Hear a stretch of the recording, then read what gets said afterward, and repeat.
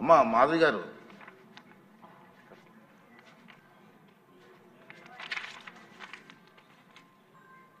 అధ్యక్ష, ధన్యవాదాలు ఈ అవకాశం ఇచ్చినందుకు.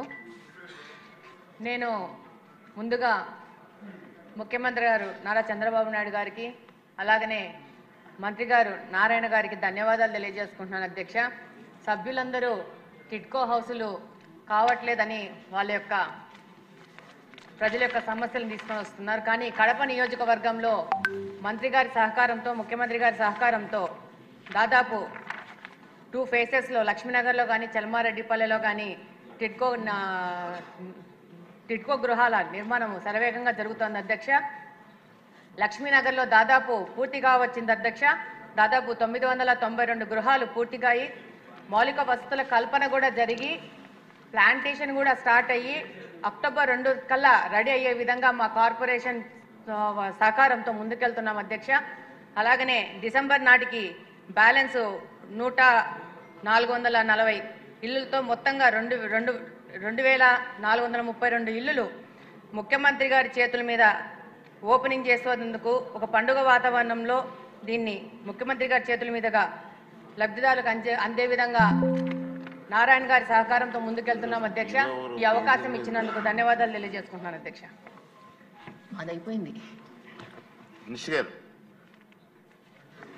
అధ్యక్ష, ఈ టిడ్కో హౌసెస్ 2014-19లో 7,01,481 రాష్ట్రానికి ఆ రోజున్న కేంద్ర ప్రభుత్వం రాష్ట్ర ప్రభుత్వం కలిసి శాంక్షన్ చేయడం జరిగింది. అధ్యక్ష, అందులో 5,14,000 యాక్చువల్గా అడ్మినిస్ట్రేటివ్ క్లియరెన్స్ తీసుకొని టెండర్లు పిలవటం జరిగింది. అయితే గత ప్రభుత్వం వచ్చి దాన్ని 2,61,640కి కట్ చేసింది. కట్ చేసిన అది కూడా పూర్తి చేయలేదు. అయితే మళ్ళీ ఈ ప్రభుత్వం వచ్చిన తర్వాత మొత్తం 163 ప్లేసులు యాక్చువల్గా ఈ టిడ్కో హౌస్ జరుగుతున్నాయి. అధ్యక్ష, అందులో 51 ప్లేసులు అంతకుముందే పూర్తయినాయి. 112 ప్లేసులు ఇప్పుడు పూర్తి చేయాల్సింది ఉంది. అధ్యక్ష, ఈ 112 ప్లేసుల్లో లాస్ట్ 4 మంత్స్లో ఈ కాంట్రాక్టులకి 280 కోట్లు పే చేశాం. అధ్యక్ష, ఎవరైతే ఇప్పుడు వర్క్ చేస్తున్నారో ఆ కాంట్రాక్టులకి. దానికి గాను అటు ఇన్ఫ్రాస్ట్రక్చరు ప్లస్ హౌసెస్ 6 ప్లేసుల్లో స్టార్ట్ అయినాయి. అధ్యక్ష, ఓన్లీ హౌసెస్ ఫినిష్ చేయటం 25 ప్లేసుల్లో, ఓన్లీ ఇన్ఫ్రాస్ట్రక్చరు 20 ప్లేసుల్లో, మొత్తం 112 ప్లేసులకు గాను 51 ప్లేసుల్లో లాస్ట్ 2 మంత్స్లో స్టార్ట్ చేశారు. ఇంకా 61 ప్లేసుల్లో స్టార్ట్ చేయాల్సి ఉంది. అది నెక్స్ట్ మంత్ ఎండింగ్ లోపల వాళ్ళు స్టార్ట్ చేస్తామని యాక్చువల్గా కాంట్రాక్టులు చెప్పడం జరిగింది. ఏదైతే విష్ణుకుమార్ రాజు గారు శాసనసభ్యులు అడిగారో కాంట్రాక్టులకి పెండింగ్ బిల్స్ కానీ వాళ్ళకి ఇవ్వాల్సిన లయబిలిటీస్ కానీ మొత్తం 3,664 కోట్లు ఉంది. అధ్యక్ష, 3,664 కోట్లు పే చేయాల్సి ఉంది. అది కాకుండా వర్క్ పూర్తి చేయాలంటే 2,100 కోట్లు కావాలి. అధ్యక్ష, అదేవిధంగా రీఫండ్ ఏదైతే 1,50,000, 50,000, 25,000 జగన్మోహన్ రెడ్డి గారు ఒక జీవో చెల్లిపోయారు, డబ్బులు ఇవ్వాల, దానికి 375 కోట్లు. సో ఈ ప్రాజెక్ట్ పూర్తి కావాలంటే 6,139 కోట్లు కావాలి. అధ్యక్ష, దానికి గాను హట్కోలో లోను యాక్చువల్గా రిక్వెస్ట్ చేయడం జరిగింది. వాళ్ళు 4,500 కోట్లు ఇవ్వడానికి యాక్సెప్ట్ చేశారు. అయితే FRBM లిమిట్ ఇప్పుడు ప్రజెంట్ స్టేట్ గవర్నమెంట్ ఇవ్వలేనందువల్ల అది హోల్డ్ అయితే దాన్ని ఆల్టర్నేటివ్ వేలో ఇచ్చేట్టుగా అంటే ల్యాండ్స్ మార్టిగేజ్ మీద ఇస్తామని చెప్పారు. దానికి కానీ ఈరోజు కలెక్టర్ గారి దగ్గర దాదాపు 800 ఎకరాల లక్షలు సేకరించాం. మరొక 200 ఎకరాలు సేకరించి సబ్మిట్ చేస్తే ఆ 4,500 రిలీజ్ చేస్తారు. అధ్యక్ష, అది రిలీజ్ చేస్తే ఈ యొక్క కాంట్రాక్టర్లకు ఏదైతే 3,664 కోట్లు ఇస్తూ ఈ వర్క్ పూర్తి చేయడం జరుగుతుంది. అధ్యక్ష, ఓకే అండి. సార్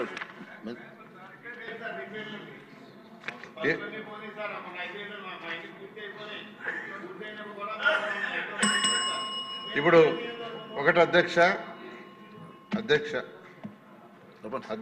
కొన్ని దగ్గర హౌసెస్ పూర్తి చేశారు. అయితే హ్యాండ్ ఓవర్ చేసుకోమంటే యాక్చువల్గా అక్కడ అధికారులు చేసుకోవాలి. ఈ మధ్య ఇన్స్ట్రక్షన్ ఇచ్చాం, ఎవ్రీ సాటర్డే ఎన్ని హౌసెస్ కంప్లీట్ అయితే అన్ని హ్యాండ్ ఓవర్ చేసుకుని శాసనసభ్యులకు చెప్పండి, వాళ్ళు యాక్చువల్గా అలాట్ చేస్తారని యాక్చువల్గా చేయడం జరిగింది. అధ్యక్ష, దాని మీద కూడా ఇంకా సీరియస్గా చర్యలు తీసుకుంటారు. సార్ ప్లీజ్ సార్, మంత్రి గారు మీకు పర్లేదు. పూర్తి చేసే కార్యక్రమం వేకెన్సీ. సజెషన్ చాలా మంచి సజెషన్ అండి, ఒకసారి పరిశీలించండి. అధ్యక్ష, యాక్చువల్గా సొంత భవనాలు ఉన్న వాళ్ళకి ₹1,00,000 ఇస్తున్నాం అధ్యక్ష. అది కాదు, అదే చెప్తున్నాను అధ్యక్ష. పౌష్టికాహారం జరుగుతున్నారు. పౌష్టికాహారంకి చెప్తున్నాను, ₹1,00,000 ఇస్తున్నాం. అందులో ఏంటంటే ఒక 10,000 రూపాయలతో పెరటి తోటల కూరలు అని పెట్టడం జరుగుతుంది అధ్యక్ష. పెరటి తోటలో ఏంటంటే అక్కడ అన్ని రకాల కూరగాయలు పండించడంతో పాటు వాళ్ళకి ఈ ₹1,00,000తో ఏంటంటే డ్రింకింగ్ వాటరు, టాయిలెట్, ఆ ఫెసిలిటీలు కూడా ఏర్పాటు చేసుకోవడానికి వాళ్ళకి ₹1,00,000 ఇస్తున్నామండి. అందుకే ఆ పెరటి తోటలో ఏంటంటే అన్ని రకాల కూరగాయలు పండిస్తూ పౌష్టికాహారం పిల్లలకి ఇవ్వాలన్న ఉద్దేశంతోనే బాల సంజీని కూడా అందుకే కొత్తగా తీసుకొచ్చాం అధ్యక్ష. పిల్లలకి అందరికీ పౌష్టికాహారం ఇస్తున్నాం. Thank you. క్వశ్చన్ నెంబర్ 884 అండి, సభ్యుల రిక్వెస్ట్ మీద క్వశ్చన్ వాయిదా వేయడం జరిగింది. నెక్స్ట్ క్వశ్చన్ నెంబర్ 862 నిశ్చి గారు. స్పీకర్ సార్, మొదటి ప్రశ్నకి సోలార్ విద్యుత్ ఉత్పత్తి సామర్థ్యం ఎంత అని అడిగారు సార్ ఎమ్మెల్యే గారు. ఆంధ్రప్రదేశ్లో సోలార్ విద్యుత్ ఉత్పత్తి 5,606.35 మెగావాట్లు, 5 గిగావాట్లు సార్. రెండో ప్రశ్నకి సోలార్ ఉత్పత్తి పెంచడానికి Andhra Pradesh integrated clean energy policy 2024 notify చేశాం సార్. పాలసీ కింద ఆంధ్రప్రదేశ్లో 78.50 గిగావాట్ సోలార్ సామర్థ్యాన్ని లక్ష్యంగా పెట్టుకున్నాం సార్. మూడో ప్రశ్నకు సమాధానం, ఆంధ్రప్రదేశ్ మోడల్ పాఠశాలలు, కేజీబీవీలు మరియు బాలిక వసతి గృహాలు అంతటా 2,138 kilowatt per power SSA roof top solar వ్యవస్థలను విజయవంతంగా ఏర్పాటు చేస్తున్నాం సార్. అది కాకుండా ఇప్పుడు పిఎం శ్రీ పథకం కింద గ్రిడ్ అనుసంధానిత రూఫ్ టాప్ సోలార్ వ్యవస్థను ఏర్పాటు చేయడానికి ప్రణాళిక చేస్తున్నాము. ఈ ప్రాజెక్ట్ ఆంధ్రప్రదేశ్ సమగ్ర శిక్ష అమలు చేస్తాం సార్. మరియు 415 పాఠశాలలో మొత్తం దీని సామర్థ్యం 3,550 కిలోవాట్ పవర్స్ టెండర్లకి వెళ్లే దశలో ఉన్నాం సార్. బలరామకృష్ణ గారు. ధన్యవాదాలు అధ్యక్ష. మనం సూపర్ 6 సూపర్ హిట్ చేసి ప్రభుత్వం అన్ని విధాలుగా అభివృద్ధి పదంలో ఆంధ్రప్రదేశ్ నడిపిస్తుంది. గౌరవ ముఖ్యమంత్రి శ్రీ నారా చంద్రబాబు నాయుడు గారి ఆధ్వర్యంలో ఎప్పటికప్పుడు అమెండ్మెంట్ చేసుకుంటూ కూడా అభివృద్ధి పథకాలు ముందు తీసుకెళ్తున్నాం. అలాగే విజన్ 2047లో భాగంగా సోలార్ విద్యుత్ని జనరేట్ చేసి మన పొల్యూషన్ కంట్రోల్ చేయాలని ఒక మంచి ప్రాజెక్ట్ని అయితే తీసుకొచ్చాం. కానీ దాని ద్వారా ఇప్పటి వరకు చూస్తే ప్రజలకు దీని మీద అవగాహన కల్పించడంలో కొంచెం లోపం కనిపిస్తుంది అధ్యక్ష. ప్రజలకు సరైనటువంటి అవగాహన జరగట్లేదు. మా యొక్క రాజానగరం నియోజకవర్గంలో 98,000 ఇళ్ళు ఉన్నాయి అధ్యక్ష. ఇప్పటి వరకు 180 అప్లికేషన్లు మాత్రమే రిజిస్టర్ అయినాయి. అంటే దీని మీద అవగాహన కల్పించడంలో కొంచెం ఇబ్బంది ఎదురవుతుంది అధ్యక్ష.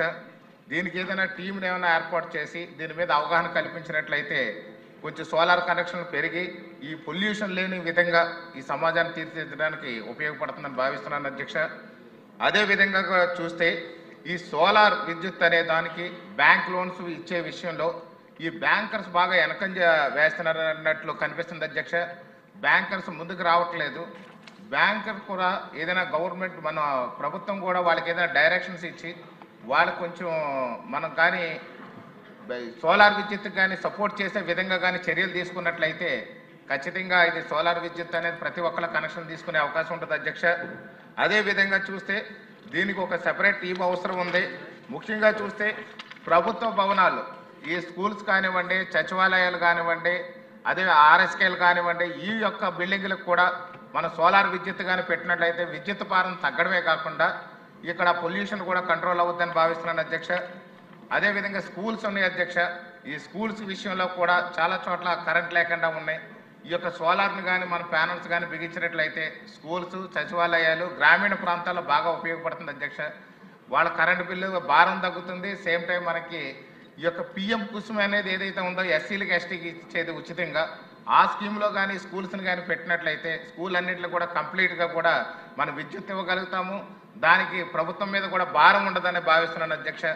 అదేవిధంగా చూస్తే ఇక్కడ గ్రామీణ ప్రాంతాల్లో కొంచెం అవగాహన కల్పించే విధంగా చర్యలు తీసుకోవాలని చెప్పి మంత్రి గారిని కోరుతున్నాను అధ్యక్ష తమరి ద్వారా. ధన్యవాదాలు అధ్యక్ష. Thank you. అందుకే ఎమ్మెల్యే గారు రాధాకృష్ణ గారు.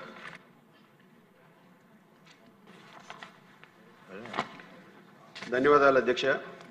ఈరోజు ముఖ్యంగా మనకి ఆంధ్రప్రదేశ్ రాష్ట్రంలో విద్యుత్ సంస్కరణలు తీసుకురావడంలో మన గౌరవ ముఖ్యమంత్రి శ్రీ నారా చంద్రబాబు నాయుడు గారు అనేక సంస్కరణలు తీసుకొచ్చి రాష్ట్రంలో గతంలో ముఖ్యమంత్రిగా చేసినప్పుడు విద్యుత్ లోటు లేకుండా చేయడం జరిగింది.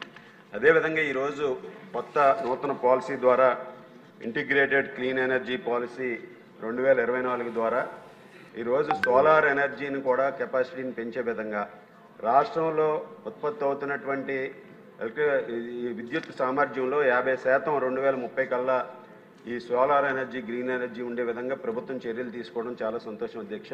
అదేవిధంగా 10 లక్షల కోట్ల పెట్టుబడులతో 7.5 లక్షల ఉద్యోగాలు కూడా కల్పించాలనే ధ్యేయంతో ఈ పాలసీని తీసుకురావడం అందరూ కూడా హర్షిస్తున్నారు అధ్యక్ష. ముఖ్యంగా ఈ పాలసీలో కొన్ని